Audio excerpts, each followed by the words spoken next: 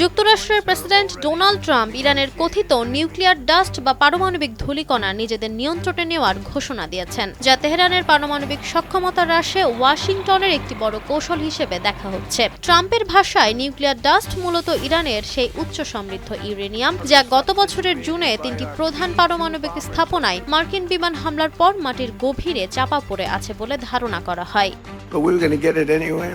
সম্প্রতি ট্রাম্প দাবি করেছেন ইরান এই ভূগর্ভস্থ ইউরেনিয়াম যুক্তরাষ্ট্রের হাতে তুলে দিতে রাজি হয়েছে, যদিও ইরান বা মধ্যস্থতাকারী দেশ পাকিস্তানের পক্ষ থেকে আনুষ্ঠানিকভাবে এই সমঝোতার বিষয়টি এখনো নিশ্চিত করা হয়নি। তবে ট্রাম্প স্পষ্ট জানিয়েছেন যে ইরানে আর কোনো ইউরেনিয়াম সমৃদ্ধকরণ করতে দেওয়া হবে না। মার্কিন প্রশাসন বর্তমানে ইরানের সাথে কাজ করছে যাতে মাটির নিচে পুঁতে থাকা এই তেজস্ক্রিয় উপাদানগুলো উদ্ধার করে সরিয়ে নেওয়া যায়।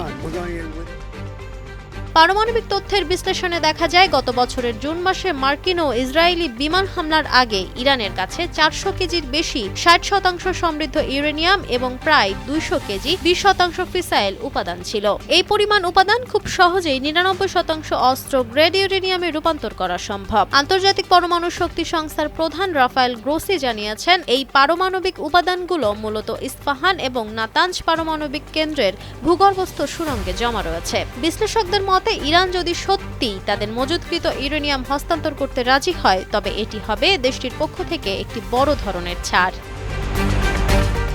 Nafisa Noyal, Times today.